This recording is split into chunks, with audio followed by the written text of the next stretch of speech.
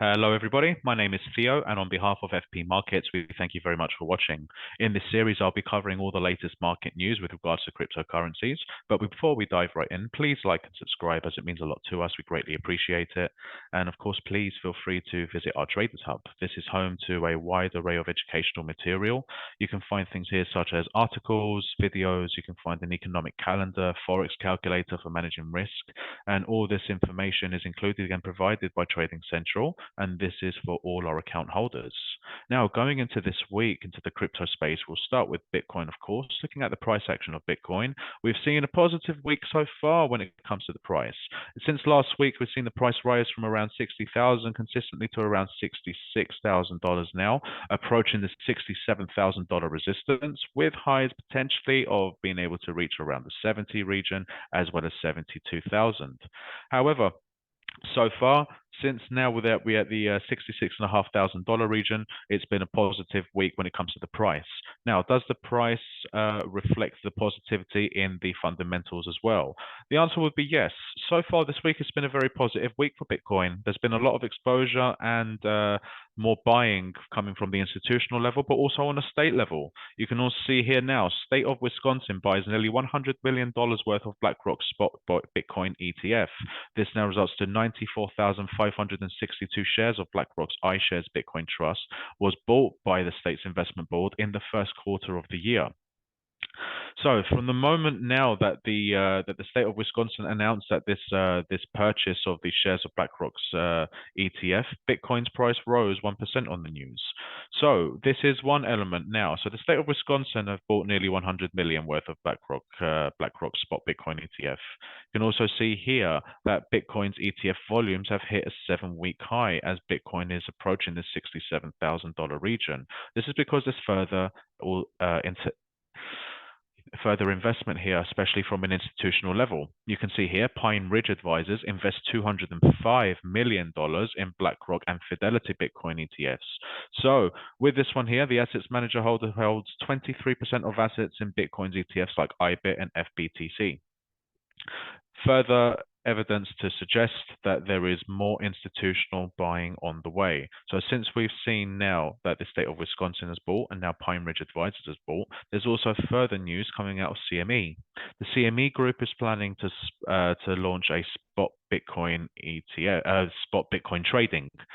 This is to try and launch this and to try and meet the demand from Wall Street. Wall Street are finding themselves to be in more demand now for the exposure to cryptocurrency. So CME Group, which is the world's largest futures exchange, is now planning to introduce this Bitcoin spot trading to try and accommodate their clients that are wanting to find more exposure into cryptocurrency.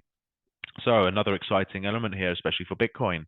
You can see that apart from the US, this is still expanding.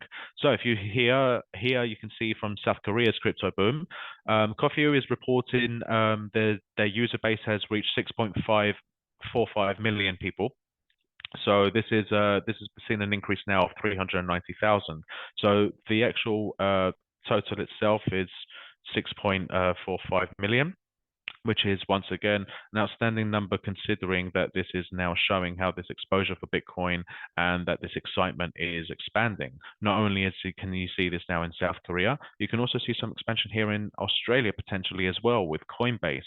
Coinbase are seeking a slice of Australia's $600 billion crypto pension market with new services. So what Coinbase now are trying to do is trying to add crypto as one of the potential areas where pensioners can be exposed to as a part of their pension service. So this is again even more of an affirmation that crypto is here to stay, and it's also now becoming as one of the potential investment options for ones in their crypto funds.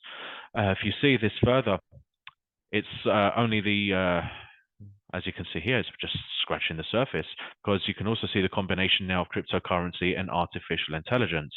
Executives of Microsoft are just stating that this is very much the beginning of the symbiotic relationship between AI and crypto. It's still very much in its infancy stages, but there is no doubt that this is the defining technology of our time, as according to Microsoft executives.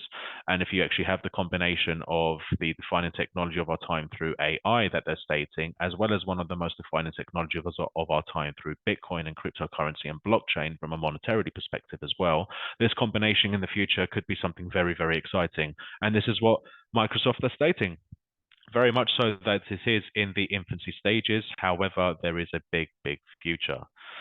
Stating here, there's already a massive amount of interesting stuff going on in crypto, including in the open source community, Responding Rhodes.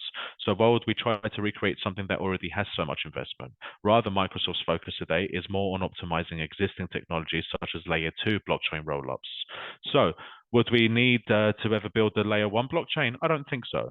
So this shows here that there's just going to be further expansion onto the already existing cryptocurrencies and rather a complete development of something new.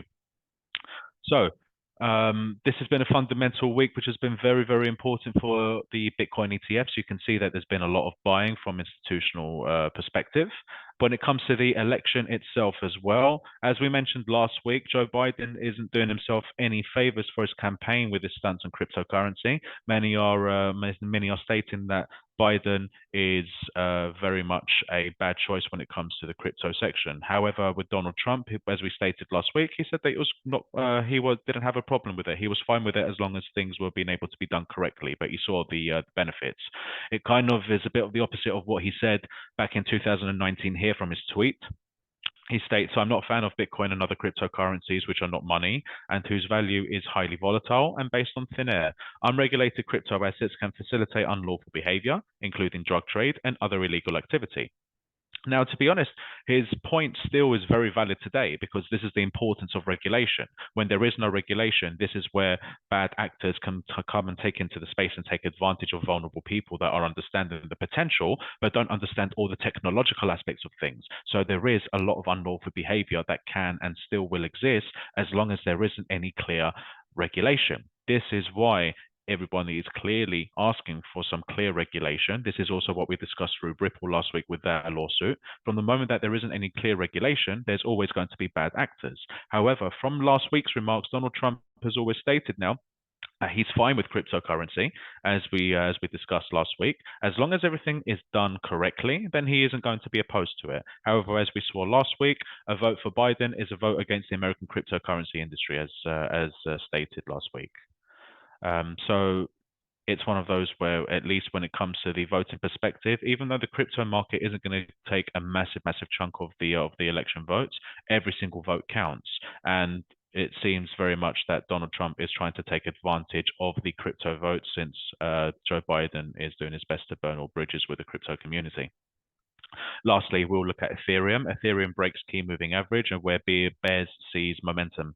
So looking at the price action for Ethereum, we've seen a positive week so far from Ethereum. If we look at the price action, we've seen a start from approximately the 2,800 region, and we've seen us jump and break 3,000, approaching 3,100. Potential to reach 3,200. If we see a breakage of 3,200, it should be all clear for 3,333 resistance. However, there is strong resistance in between. Then, if we do see some sort of rejection around the 3,200 mark, I wouldn't be surprised to see us come back down to the support level. However, if we do see a nice clean break here, we should have a nice clear upside move further up. So that was the news week so far for the crypto space. It's been a positive week, fundamentally speaking, with a lot of institutional buying. As far as it comes to the price action as well, it's been a fairly positive week, seeing a jump from support zones heading to the next resistance. Now let's see if we can actually break this resistance and head to the next one. Until then, we will see you next week. Thank you once again for watching this video. Please like and subscribe and comment if you have any further questions. Once again, thank you for everything. If you have anything that you'd like to further discuss, our support team is always available 24/7. And until then, I look forward to seeing you all next week in the next video. Have a great weekend, everybody, and I wish you all the best with your trading. Goodbye.